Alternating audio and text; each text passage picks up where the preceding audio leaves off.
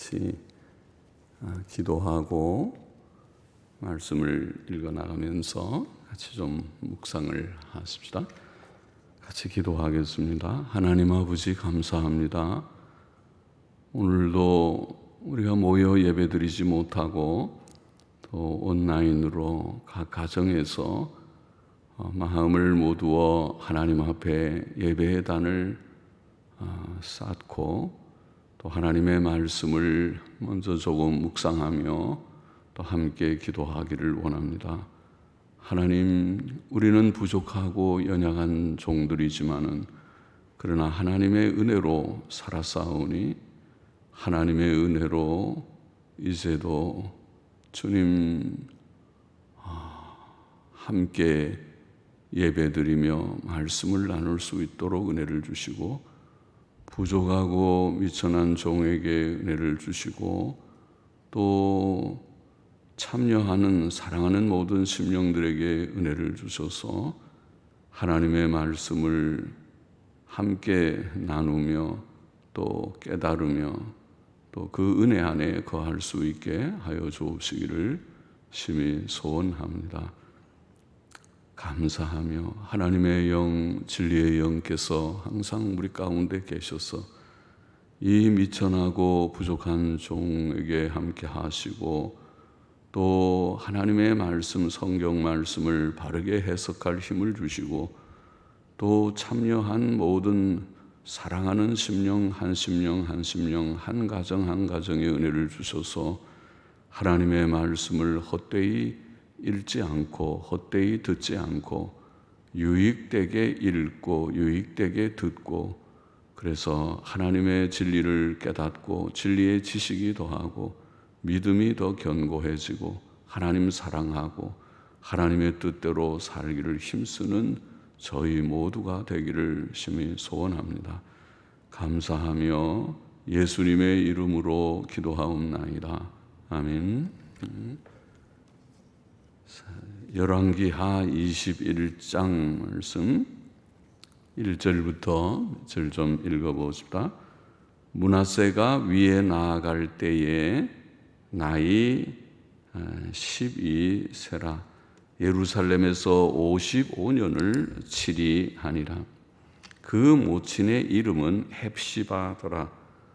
므낫세가 여호와 보시기에 악을 행하여 여호와께서 이스라엘 자손 앞에서 쫓아내신 이방 사람의 가증한 일을 본받아서 그 부친 히스기야의 헐어버린 산당을 다시 세우며 이스라엘 왕 아합의 소위를 본받아 바알을 위하여 단을 쌓으며 아세라 목상을 만들며 하늘의 일월 성신을 숭배하여 섬기며 여호와께서 전에 이르시기를 내가 내 이름을 예루살렘에 두리라 하신 여호와의 전의 단들을 쌓고 또 여호와의 전 두 마당에 하늘의 일월 성신을 위하여 단들을 쌓고 또 그 아들을 불 가운데로 지나게 하며 점치며 사수를 행하며 신접한 자와 박수를 신임하여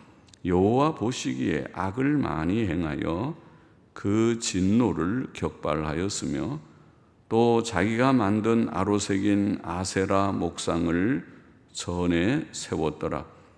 옛적에 여호와께서 이 전에 대하여 다윗과 그 아들 솔로몬에게 이르시기를 내가 이스라엘 모든 지파 중에서 택한 이 전과 예루살렘에 내 이름을 영원히 둘지라.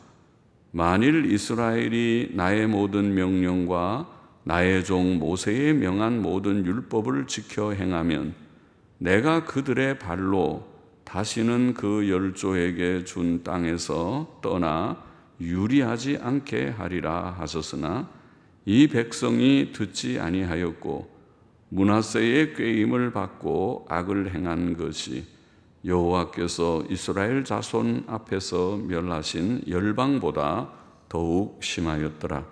끝까지 먼저 보십시다. 므낫세는 왕 위에 나아갈 때에 나이 12세이었습니다. 그렇다면 그는 그 부친 히스기야가, 므낫세의 부친은 히스기야죠. 히스기야가 죽을 병에서 나아서 15년간 더 사는 동안, 즉 히스기야가 병이 나은 지 약 3년 후 나이 약 42세에 낳은 아들이었다고 보입니다. 므낫세는 여호와 보시기에 악을 행하여 여호와께서 이스라엘 자손 앞에서 쫓아내신 이방 사람의 가증한 일을 본받아 그 부친 히스기야의 헐어버린 산당을 다시 세우며 이스라엘 왕 아합의 행위를 본받아 바알을 위하여 단을 쌓으며 아세라 목상을 만들며 하늘의 해와 달과 별들을 숭배하여 섬겼습니다. 히스기야는 자녀 교육에는 실패한 것이죠. 그래서 히스기야는 참 경건한 유다 왕들 가운데 다윗 이후에 히스기야, 그리고 그 다음에 요시야쯤 꼽을 수 있는 경건한 왕인데, 그 자녀 아들인 므낫세는 매우 우상숭배적인 그런 인물이었던 것입니다. 또 므낫세는 여호와의 전에도 우상들의 단들을 쌓고 전의 두 마당에 해와 달과 별들을 위해 단들을 쌓고 또 그 아들을 불태워 몰렉에게 제물로 드리며 점치며 사수를 행하며 신접한 자와 박수를 신임하여 여호와 보시기에 악을 많이 행하여 그 진노를 일으켰으며 자기가 만든 아세라 목상을 성전에 세웠다. 그렇게 오늘 본문에 되어 있죠. 즉 그는 우상들을 하나님의 전에까지 들여놓았고 온갖 거짓된 신비주의에 빠졌던 것입니다. 이스라엘 백성은 하나님의 음성을 듣지 않았고 므낫세는 그들을 꾀어 우상 숭배의 악을 행케 하였습니다. 이와 같이 므낫세는 자신만 우상 숭배를 한 것이 아니고 백성들로 하여금 우상 숭배하도록 했습니다. 유다 왕과 그 백성은 여호와께서 이스라엘 자손 앞에서 멸하신 열방, 즉 가나안 원주민들보다 더욱 심하게 우상 숭배에 빠졌습니다. 10절 계속해서 보십시다. 여호와께서 그 종 모든 선지자들로 말씀하여 가라사대 유다 왕 므낫세가 이 가증한 일과 악을 행함이 그 전에 있던 아모리 사람의 행위보다 더욱 심하였고 또 그 우상으로 유다를 범죄케 하였도다. 그러므로 이스라엘 하나님 여호와가 말하노니 내가 이제 예루살렘과 유다에 재앙을 내리리니 듣는 자마다 두 귀가 울리리라. 내가 사마리아를 잰 줄과 아합의 집을 다림 보던 추로 예루살렘에 베풀고 또 사람이 그릇을 씻어 엎음같이 예루살렘을 씻어 버릴지라. 내가 나의 기업에서 남은 자를 버려 그 대적의 손에 붙인즉 저희가 모든 대적에게 노략과 겁탈이 되리니 이는 애굽에서 나온 그 열조 때부터 오늘까지 나의 보기에 악을 행하여 나의 노를 격발하였음이니라 하셨더라. 하나님께서 어떻게 므낫세의 그 가증한 우상 숭배에 대해 진노하며 징벌하지 않으시겠습니까? 그래서 역대하 33장 10절 11절에 보면 여호와께서는 므낫세가 그의 말씀을 듣지 않기 때문에 아수르 왕의 군대 장관들로 와서 치게 하셔서 므낫세가 그들에게 사로잡혀 쇠사슬로 결박되어 바벨론에 끌려갔다고 기록하였습니다. 그것은 그의 말년의 일이었을 것입니다. 16절 열왕기하 21장 16절 말씀 또 보십시다. 므낫세가 여호와 보시기에 악을 행하여 유다로 범하게 한 그 죄 외에 또 무죄한 자의 피를 심히 많이 흘려 예루살렘 이 가에서 저 가까지 가득하게 하였더라. 므낫세의 남은 사적과 무릇 그 행한 바와 범한 죄는 유다 왕 역대지략에 기록되지 아니하였느냐. 므낫세가 그 열조와 함께 잠에 그 궁궐 동산 곧 우사의 동산에 장사되고 그 아들 아몬이 대신하여 왕이 되니라. 므낫세의 사적을 이렇게 정리를 하고 있습니다. 므낫세는 여호와 보시기에 악을 행하여 유다로 범하게 한 그 죄 외에도, 그 말은 우상숭배의 많은 지금 각종의 우상숭배의 죄들, 거짓된 신비주의의 죄들, 이런 죄들 외에도 또 무죄한 자의 피를 심히 많이 흘려서 예루살렘 이 가에서 저 가까지 가득하게 하였다. 죄 없는 사람들을 많이 죽였다는 것이죠. 왕으로서, 왕은 칼을 가지고 있는 자이니까, 권세가 있는 자이니까 악하게 행하려면 많이 그렇게 할 수 있죠. 적당한 구실을 붙여서 그들을 감옥에 넣고 처형하고 예나 지금이나 그렇게 할 수 있죠. 므낫세가 그렇게 했습니다. 심히 악한 일이었습니다. 자, 그러나 역대하 33장 12절 이하에 보면은 므낫세의 회개에 대한 말씀이 기록되어 있습니다.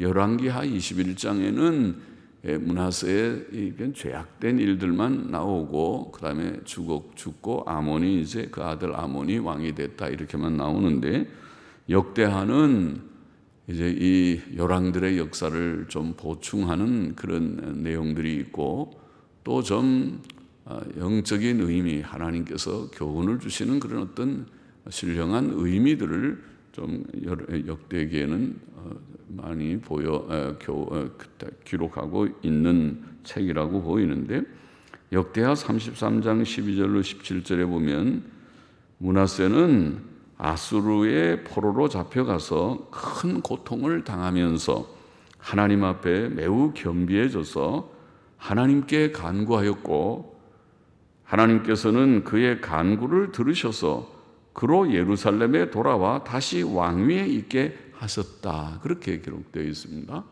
그래서 이 므낫세도 아수르에서 포로 생활 얼마 동안 하면서 회개를 철저히 회개하고 하나님께로 돌아온 것 같다. 그렇게 보입니다.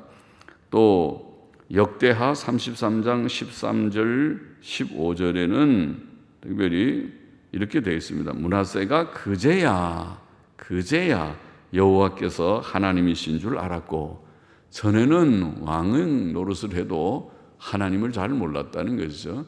그래서 이 포로 생활하며 고난을 받으면서 그제야 여호와께서 하나님이신 줄 알았고, 그는 이방신들과 여호와의 전의 우상들을 제하며 돌아와서는 이방 신상들을 다 부숴버렸습니다. 다 제거해버렸습니다. 또 하나님의 성전에 세웠던 많은 우상들을 제하였다. 참 잘했죠. 바로 회개한 것입니다. 여호와의 전을 건축한 산에와 예루살렘에 쌓은 모든 단을 다 성 밖에 던져버렸다고 증거하고 있습니다. 회개한 것 같죠. 므낫세는 말년에 회개한 것처럼 보입니다. 19절을 넘어가 보십시다. 그 아들 아몬의 역사가 조금 기록되어 있죠. 아몬이 위에 나아갈 때에 나이 22세라 예루살렘에서 2년을 치리하니라. 그 모친의 이름은 무술레멧이라 욥바 하루스의 딸이더라. 아몬이 그 부친 므낫세의 행함같이 여호와 보시기에 악을 행하되 그 부친의 행한 모든 길로 행하여 그 부친의 섬기던 우상을 섬겨 경배하고 그 열조의 하나님 여호와를 버리고 그 길로 행치 아니하더니 그 신복들이 반역하여 왕을 궁중에서 죽이매 그 국민이 아몬 왕을 반역한 사람들을 다 죽이고 그 아들 요시야로 대신하여 왕을 삼았더라. 이렇게 되어 있습니다. 또 계속 읽어보면 아몬의 행한 바 남은 사적은 유다 왕 역대지략에 기록되지 아니하였느냐. 아몬이 우시야의 동산 자기 묘실에 장사되고 그 아들 요시야가 대신하여 왕이 되니라. 이 요시야는 아주 또 경건한 왕이었어요. 그러니까 히스기야가 아주 경건했고, 그러나 그 아들 므낫세는 아주 참 악한 우상 숭배자였다가 나중에는 좀 회개한 것 같고, 그런데 그 므낫세의 아들 아몬은 또 악한 왕이었고, 그러나 아몬의 아들인 요시야는 또 하나님을 경외하는 경건함이 있는 그런 인물이었던 것입니다. 자, 이 아몬은 므낫세의 그 우상 숭배를 다 배우고 그 우상 숭배를 그대로 본받은 그런 자로 기록되어 있습니다. 므낫세가 회개를 했지만 우리 앞에 역대하 33장의 말씀 제가 언급한 대로 회개했지만은 므낫세의 회개는 그의 자녀를 바로잡기에는 이미 시간이 늦었던 것 같습니다. 그런 경우 있죠. 부모가 늦게 좀 깨달아서 믿음 생활을 하려고 하지만 자녀들이 이미 비뚤어진다고 할지, 그래서 바로 잡히지 않는 그런 가정들을 들어볼 수 있는 것과 같습니다.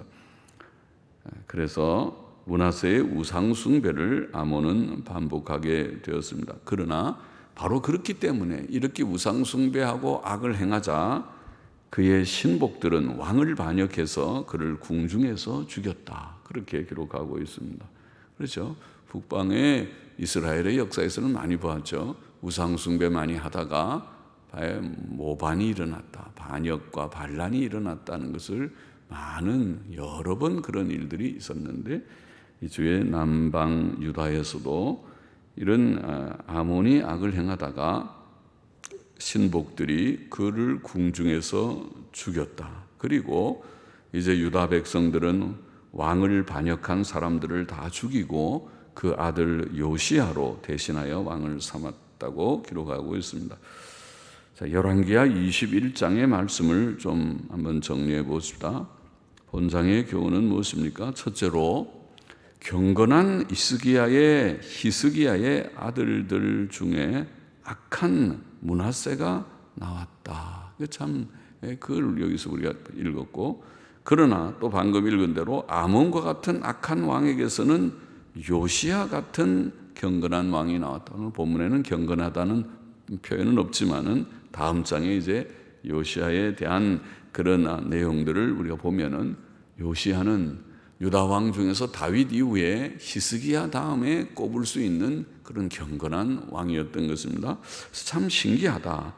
경건한 왕에게서 악한 왕이 나오고 악한 왕에게서 경건한 왕이 나오고, 이것을 보면은 사람의 구원이라는 것은, 사람의 구원은 하나님의 긍휼과 은혜밖에 없구나. 그것을 깨닫게 됩니다. 하나님의 은혜를 많이 받은 이스라엘 백성은 이방인들보다도 더 타락해서 우상 숭배를 하기도 하고 악을 행하였습니다. 참 그것을 보면, 이스라엘의 이 실패의 역사를 보면 인간은 매우 부패하고 무능력하고, 우리의 구원은 오직 하나님의 은혜로만 되는 것이로구나 깨닫게 됩니다. 하나님의 은혜로 구주 예수 그리스도의 대속 사역이 아니고서는 구원받을 자가 아무도 없다. 이것이 성경의 진리요 또 우리의 경험입니다. 아무리 말씀을 전해도 하나님이 은혜를 주지 아니하시면 회개치 않고 돌아오지 않는 것을 우리가 보게 됩니다. 그만큼 사람이 전적으로 부패되고 무능해져 있다는 것이죠. 구원받은 이후에도 성도는 어떻게 성화를 이루느냐? 우리의 성화는 우리 속에 본성의 의지만 가지고는 잘 안 됩니다. 본성의 연약성이 여전히 남아있기 때문에 그렇습니다. 그래서 성화의 방법은 우리도 물론 노력해야 됩니다. 중생의 새 생명이 있으니까 노력해야 되지만은, 노력을 부정하는 것은 그것도 비성경적이지만은, 그러나 성경은 성화의 방법을 성령을 따라서 행함으로 육체의 죄성을 이기도록 그렇게 교훈하고 있습니다. 갈라디아서 5장 16절 말씀이죠. 내가 이르노니 너희는 성령을 쫓아 행하라. 그리하면 육체의 욕심을 이루지 아니하리라. 이렇게 되어 있죠. 성령을 쫓아 행함으로 육체의 욕심을 극복하는 이것이 성화입니다. 로마서 8장 13절도 너희가 육신대로 살면 반드시 죽을 것이로되 성령으로서 몸의 행실을 죽이면 살리니. 우리는 영으로서 번역되어 있지만 그 성령이다. 성령으로서 몸의 행실을 죽이면 살리라. 이것이 성도의 성화의 과정입니다. 여기 육신대로 산다는 말은 몸의 죄성을 따라서 온 죄악된 죄성의 그런 죄악된 몸에 이끌리는 대로 사는 것을 말합니다. 그래서 우리는 죄성을 가지고 있는 몸입니다. 그러나 성령님의 이끌림을 따라서 성령님의 감동을 구하며 의지하면서 몸의 죄성을 극복해 나가는 이것이 성화의 과정입니다.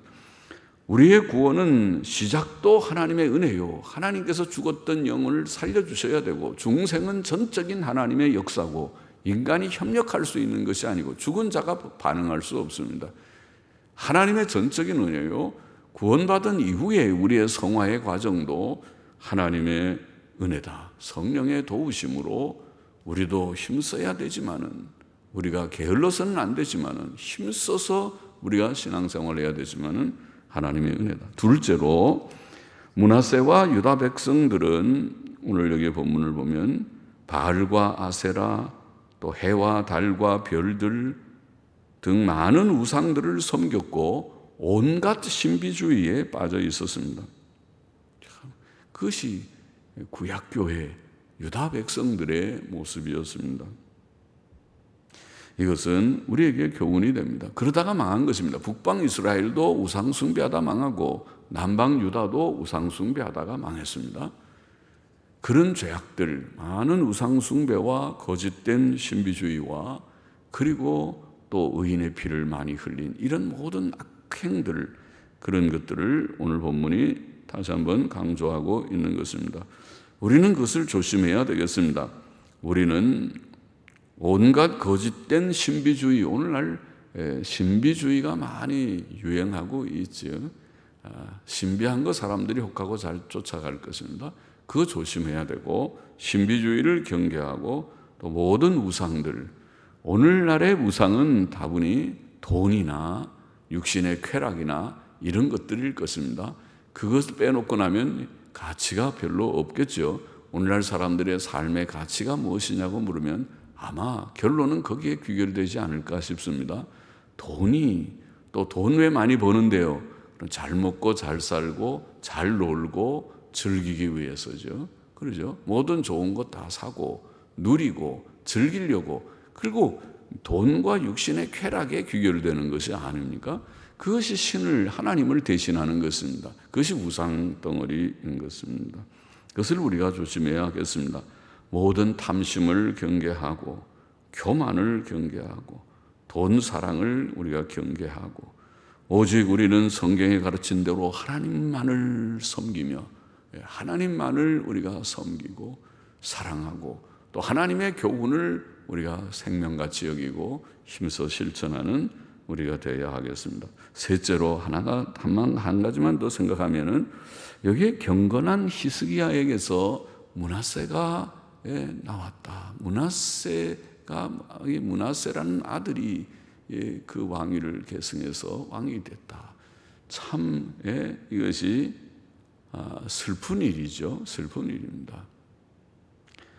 그것은 우리가 앞에서도 말했지만 히스기야의 자녀 교육의 실패를 보이는 것이라고 말하지 않으려 수 없습니다.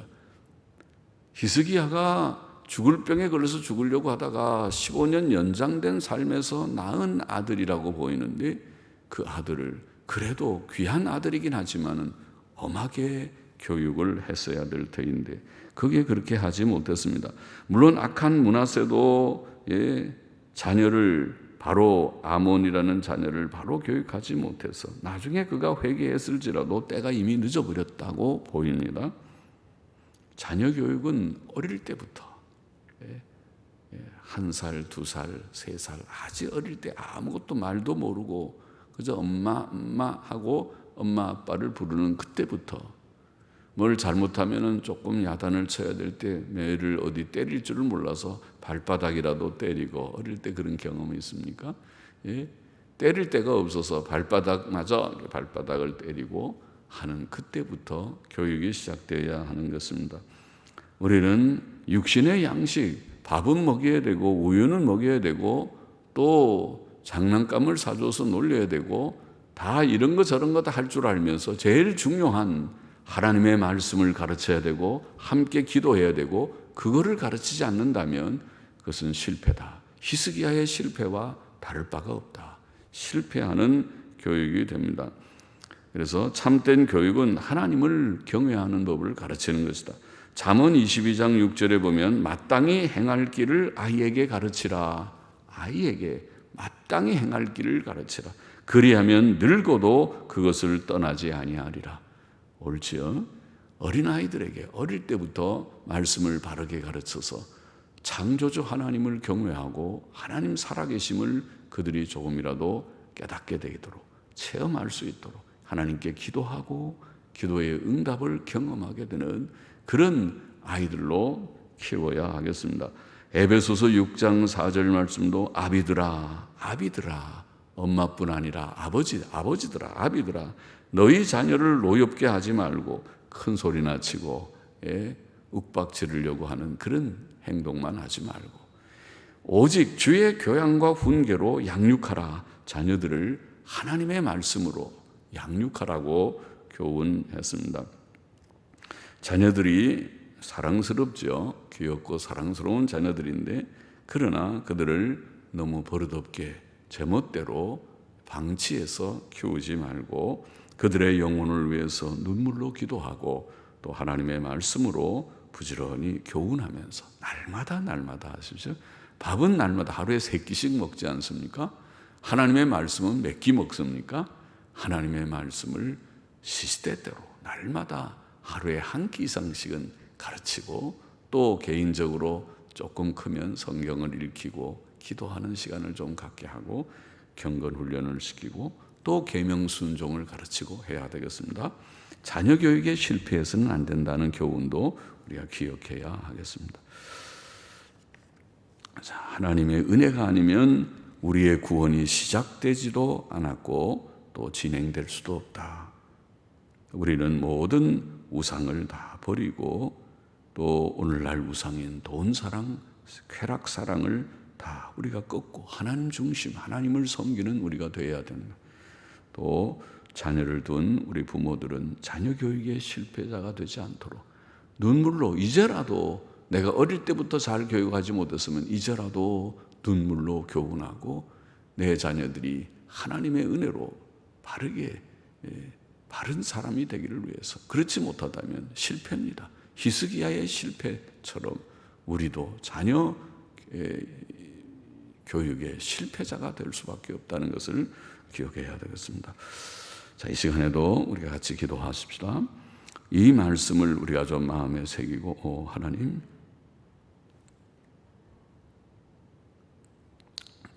또 같이 기도해요.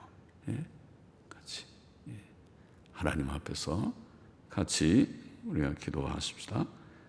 우리 자신을 위해서 하나님 앞에